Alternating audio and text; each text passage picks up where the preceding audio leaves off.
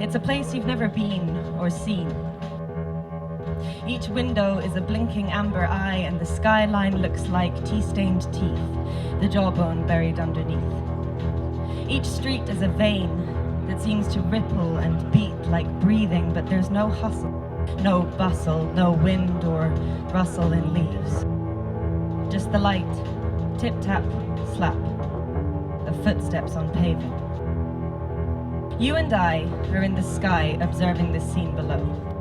You can feel no wind blow, no cold go creak, crack and freeze in your bones or toes or fingertips. Your lips taste no sea breeze salt. You're suspended.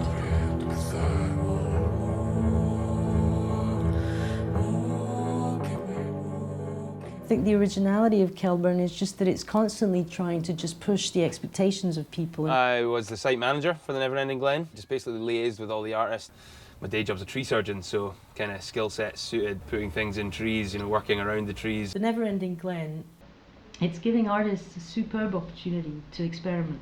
It surrounds us. It's about transience, but also connection and compassion. And what I try and communicate aesthetically about was sort of the feeling of being really immersed in something. And I love the sea and snorkeling and swimming and nature, and it was that feeling of sort of being suspended like in a shoal of fish and all the shimmers on the fish's bodies, but also the idea of when you swim through them, they come apart and then they come together again, and it's the idea of connection. Will McAvoy had a very beautiful piece called The Fatality of Remembrance. It's all based on memories and the loss of a memory, be it as simple as losing the keys or getting lost, but they're also hollow forms, so they're literally a memory of a person. All of these draped figures were advancing towards the tentacles, so I thought it gave a good ensemble to what could be in the Glen.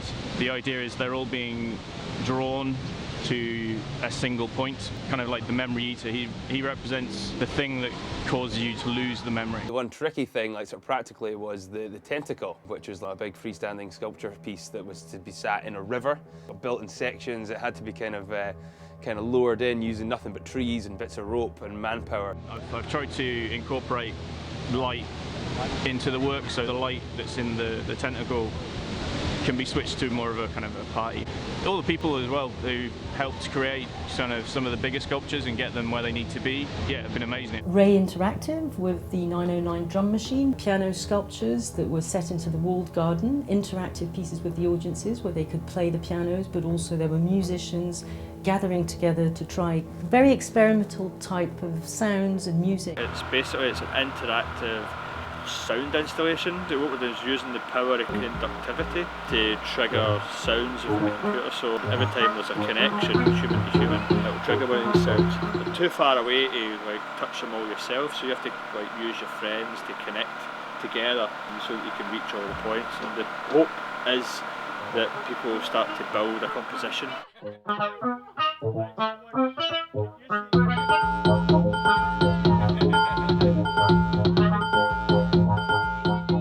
Kelburn is a great festival anyway. The location is just truly beautiful. It's an amazing place. All of those wee things add on to the experience, and I think Kelburn is special for that. The Glen, it's such a wonderful place. Yeah. We have to keep it safe, These guys are very crazy. There was like a head lost in the woods, an arm. Yeah, I mainly work on the human body, interested in human shapes and gore and sexuality. I'm very interested in the dark side of human being.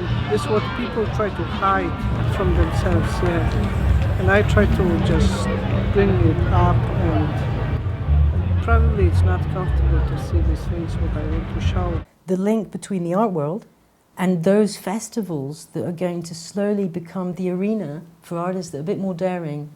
Up the Glen doing pop-up events in these places where getting to them for a festival is totally unheard of. This little restaurant on the Friday night where groups of people were just randomly selected to come and eat. Delicious food with a view over the Atlantic. Just really pushing the boat out on the different kinds of experiences you can have. It's not just about the music, it's about the adventure.